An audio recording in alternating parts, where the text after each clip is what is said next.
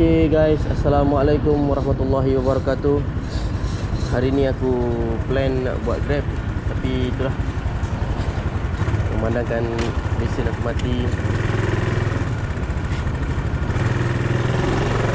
Jadi memandangkan aku punya lesen dah tamat tempoh dan aku tak boleh nak buat lah, aku tak boleh nak on aku punya application Grab sebab dia tengah kemas kini. Tadi aku pun dah muat naik aku punya lesen yang baru, dan dia kata dia tulis di situ telah dihantar file dan perlu menunggu 1 hari lah untuk proses.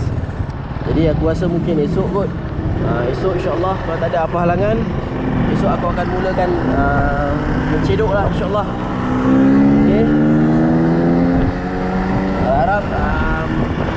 aku harap korang semua dapat dengar lah suara aku, walaupun dengan keadaan angin yang cukup panas. Dia punya udara tu panas, dan aku pun telah rasa dah 3-4 hari tak hujan di kawasan Nibong Tebal. Sekarang aku berada di Nibong Tebal, Pulau Pinang. Mari cik mai, mari mai, bukan mari ya, tapi mai cik mai. Okay,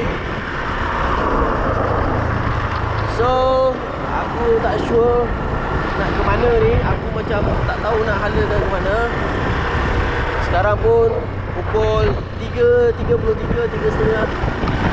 Aku tak pastilah nak balik rumah ataupun kita pergi ke tempat minum ke. Kita minum dulu, macam mana kita tunggu dan lihat sajalah.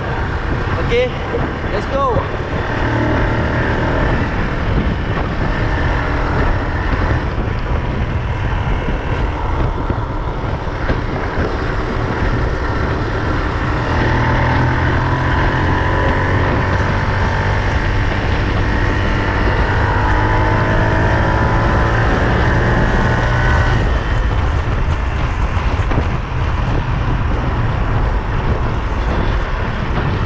Sebelum aku terlupa, okay, aku bagi pesanan ringkas kepada semua pemandu-pemandu. Jangan lupa untuk kita membaca doa dulu. Bismillahirrahmanirrahim. Bismillahirrahmanirrahim. Wala haula wala quwwata illa billahil aliyyil azim.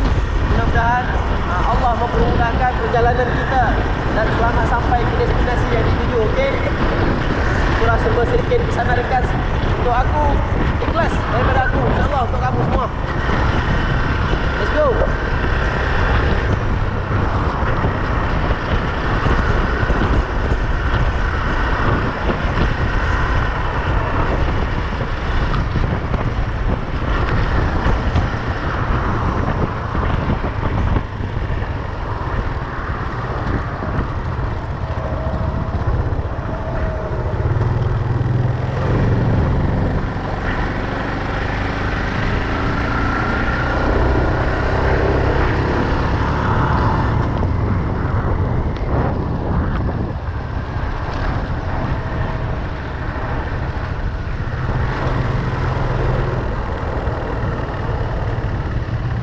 Geng kuat.